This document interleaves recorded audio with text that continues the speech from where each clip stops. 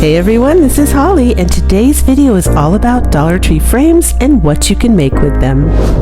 For this project, we're using the Dollar Tree 8x10 photo frames. I purchased 6 of them all together, and we're going to start off by removing, I call them little legs. I don't know what that is. Stakes, I guess, maybe at the bottom. I cut the middle one off, and then I'm going to cut right up the middle. And when I say middle, it's because I kind of think of those as 2 little arches for this project. And I'm going to cut this is definitely a visual video. You can't explain this. You have to just kind of see what pieces I'm taking from the fence. This is the section I chose to choose from the fence, and I'm literally going to measure, make sure it fits in the center there, and see how that frame has like a little ledge behind it. That's what you're looking for, because that way you can lay the garden fence down inside it and it's still flush and flat and it doesn't bump up, like it won't be bumpy on your wall and make the project lift up when you hang it. But this is the section you're looking for. And for those of you that are worried that when you cut these, some of the sides get thin and look kind of yucky, this completely solves the problem because everything's behind the wooden frame. And this is going to be the template that I use. Now, these are kind of awesome in that the back side, if you've ever seen or held these fences in person, up close, you know the back has like an indentation where they formed it. They molded the plastic to make these faux wrought iron fences, and it allows you to lay it right on top of the other fence and get a good template. So you just, once you get your shape that fits perfectly in the frame, you can use that same shape. I'm using the Dollar Tree clamps. I love these bigger clamps right here because they're super strong, their grip, and they hold them really tight while you're cutting so they don't slip. And so I just cut 6 of those all together, and now we're going to go for the frame. So we're going to be taking the glass out of the frame, the back out of the frame, and you're going to be removing the little black things right there that you see me lifting with my fingers. You're going to take a plier or tweezers or whatever you have, whatever tool you have around. I'm using these, I think they're called needle nose. I think those are needle nose. I'm using those, and they're coming out really easy, as you can see. Look at that. They just come right out, and you're going to remove all of those. And that's what it should look like when you're all done. And then you're just going to take your hot glue gun or permanent glue. Well, this is a permanent glue for me because I'm not going to be rough with these. And this is Surebonder glue. It's supposed to hold plastic, glass, wood, everything. And I've had really good luck with it so far. I get it at Walmart. It's not too expensive. And well, I live now where there's 4 seasons, so the temperatures really change. I get humidity. I get all kinds of interesting stuff going on. So I definitely kind of had to graduate up to Surebonder glue. I used to use just the cheapest one on Amazon, but yeah, so this does hold it. And I just put a little bit of glue on each one of those sections behind the frame on that little ledge right there, and it worked perfectly. And I press it down and it's good to go. I did those to all 6 of them. So I'm making 2 of these, but I'm doing them in sections of 3. So we're going to start just with these 3 right here, and I'm going to lay them down and put them together.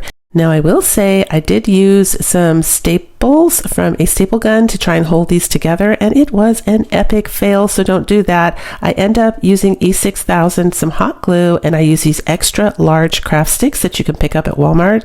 This project is feather light, by the way. It's very deceptive. I'm hanging them on my wall using a cheap thumbtack, like they are feather light. So the craft sticks are more than adequate to hold these together. And I'm going to use the smaller craft sticks on the side to reinforce the seams. That's all I'm doing. And please excuse my voice in this video if I start to sound a little raspy. I had a full-blown cold last week, and I woke up 5 days in a row, no voice, laryngitis. I couldn't do a voiceover. I don't think you guys would like the video without the voiceover, but there I go. I'm using a stapler, and I am stapling that together so those babies stay together and I don't have to worry about them falling. But look at how gorgeous this is.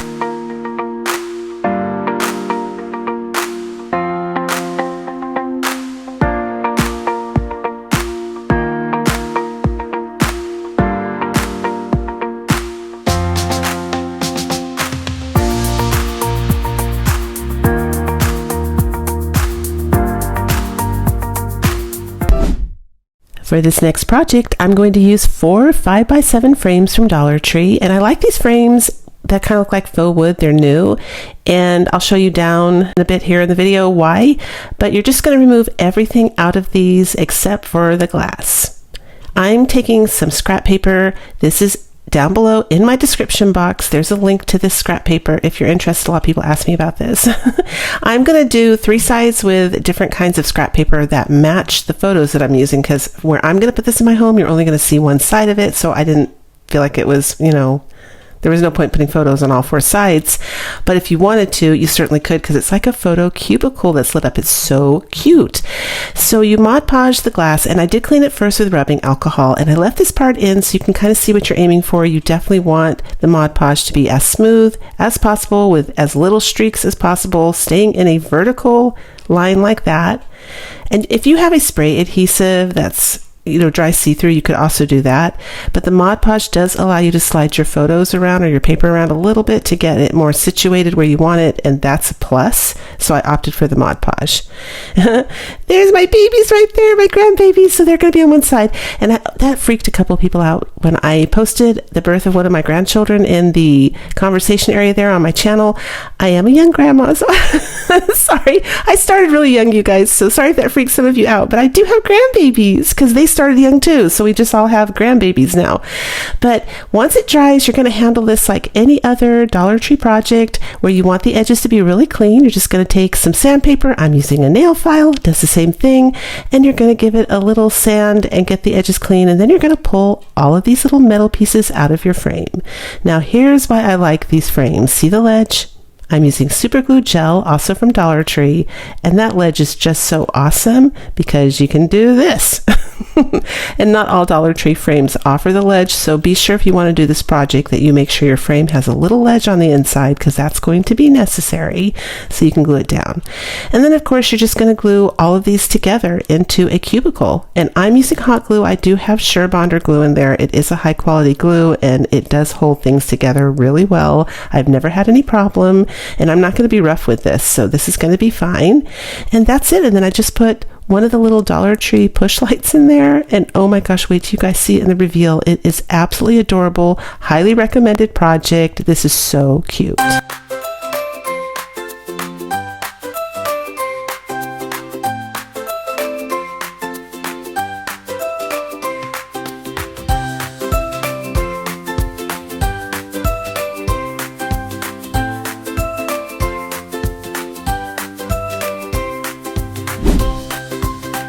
You can find this really cool frame over where the frames are. It comes with a mirror though. That's where they were in the Dollar Tree where I found it. But I picked up some of these LED emergency candles. I always get them around Christmas time. I think they sell them all year round now, which is awesome.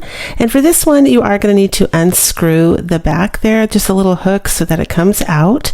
And then I'm taking a large craft stick. This is called a jumbo craft stick actually from Walmart.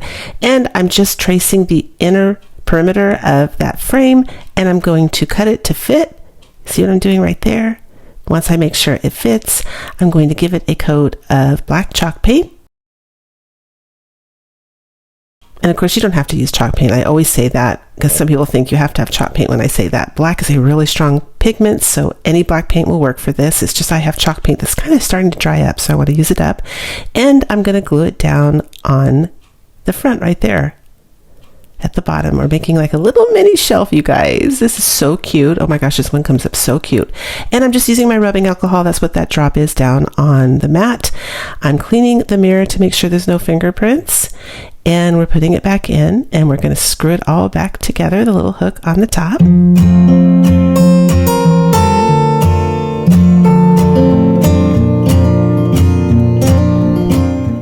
Now I'm taking 2 of these black pieces, and they're actually the leftover little stakes there that come with these garden fences. I keep everything. I always say that in my videos. I'm gluing 2 of those together, and I'm using a little craft stick piece to brace it. That's the brace to keep it together.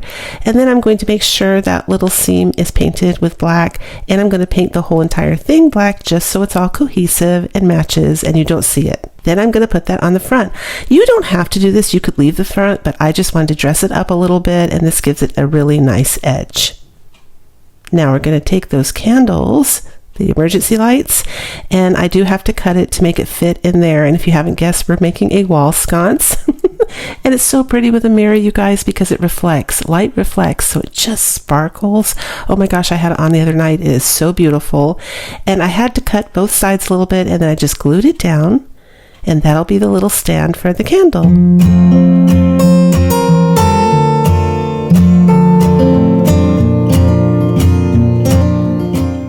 And I just thought that looked kind of empty right there. So it was missing something. So I grabbed some greenery and I stuck with white and green to keep it really minimalist and still add something. Look how pretty that is. I don't know what those flowers are from the Dollar Tree, the ones I just put in the front there, but that's it. I just glued a little bit in the back, a little bit in the front, and we're all done.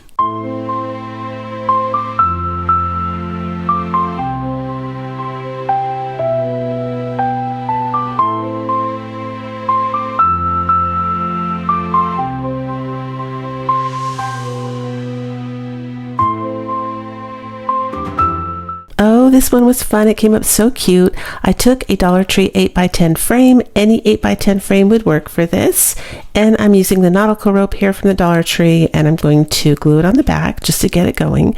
And then we're going to start wrapping just the bottom of this frame. And I did run out of the Nautical rope, so it's not long enough. One piece isn't long enough. Oh, that's right. I forgot about this part. When I started to kind of tug to wrap this, the frame was too weak for the counter pressure, so I did end up putting little craft sticks in the corner on every single corner. You can see it right there, just to brace it, and that way I didn't have to worry about it bending or moving. So it worked better that way. That way I could tug on the Nautical rope and get it tighter around the edges there, and the frame itself could handle that counter pressure really well. So I'm just wrapping up. That's all we're doing. And when I ran out of rope, I just finished it on the edge right there, and I cut it in the back. And then to start the new section, I start at the back again. So now we have this little pocket. Look how cute that is. And we're just going to take some really pretty florals. These are all from the Dollar Tree. Aren't they gorgeous? That's my favorite right there to the right. The ones I'm working with right now, those are my favorite from Dollar Tree. I rarely find them because I think everybody loves those, so they snatch them up. But I did get some, and I'm also using this like faux, I don't think those are supposed to be lavender actually. They could pass for lavender, but I think they're supposed to be maybe like snapdragons or something. For those of you that are really good with flowers, let me know what those purple ones are supposed to be. They're so pretty. I got them in pink and white ones and in cream colored. I collected a whole bunch of them because I think they're gorgeous, but I don't know what kind of flower that is. But I'm just going to start tucking florals in this frame. That's it. And the really neat thing about this project, in my opinion, is you can hang this on the wall, or you could put it in a little stand, like a plate stand, and it stood up on its own too. So you could do it either way.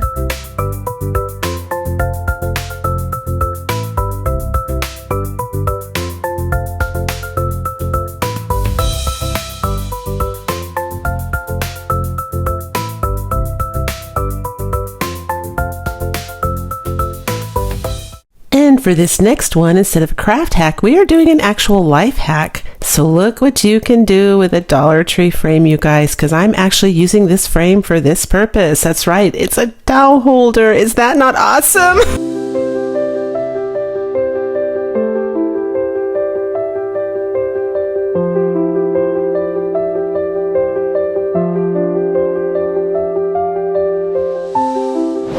Here's an idea with a picture frame that I made last summer and lost the video. I didn't lose it. It's somewhere in my files and I can't find it because it was unnamed. It had a bunch of code numbers on it, so it's lost. I haven't been able to find it, but I wanted to share the pictures that I took because I think this is so worth it, and it's easy and self-explanatory. I just took some Dollar Tree fabric in the cream color and I covered the cardboard, got those little sticky hooks that you can buy at Dollar Tree, stuck it at the top, and this is a great, fast, convenient way to hang your jewelry, especially your everyday jewelry that you wear all the time. I love this one. For this next one, I grabbed this Coffee Makes Everything Better placemat and a Dollar Tree 8x10 frame. This is so simple. I'm not even sure you can consider this a DIY, but I wanted to show it because it shows what a difference a frame can make with a border. To me, this particular placemat never appealed to me at the Dollar Tree. I just thought it looked kind of like something was missing, like it's too empty on the sides to be a placemat or too busy in the center. It just looked unbalanced. So I decided just to cut it simple, super easy peasy, stick it in an 8x10 frame, and you'll see here how the outer edge, now definitely in my opinion you should look for a frame that has that outer edge cardboard. That gives it an additional frame, but look at what a difference a frame makes.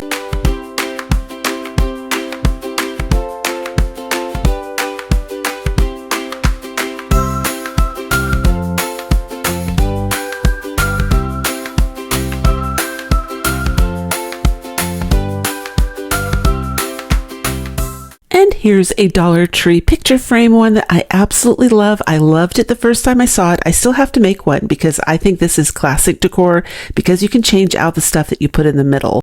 So you can use black frames and then put a modern plant in there and have like a modern piece, but it's like a little atrium in your home, and I think it's so cute and clever. You literally just need 4 frames and 2 smaller frames, and boom, you've got a beautiful high-end looking decor piece. And I just took one of the 8x10 Dollar Tree frames, took the glass out, painted them white, like dry brushed them.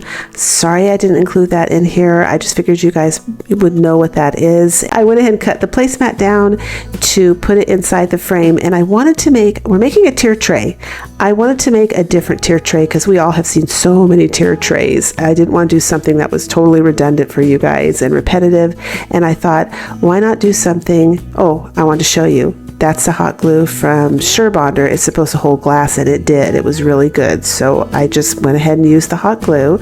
And I'm filling these up with these little gems here because I'm kind of doing a coastal theme. This would even be a boho theme too, but I just wanted to do a unique, different kind of tier tray for something different. So you would have something different in your home and some different ideas. And I thought that this hit the bill. It came up super cute. But I could definitely picture this in a bathroom. If you're into coastal, perfect.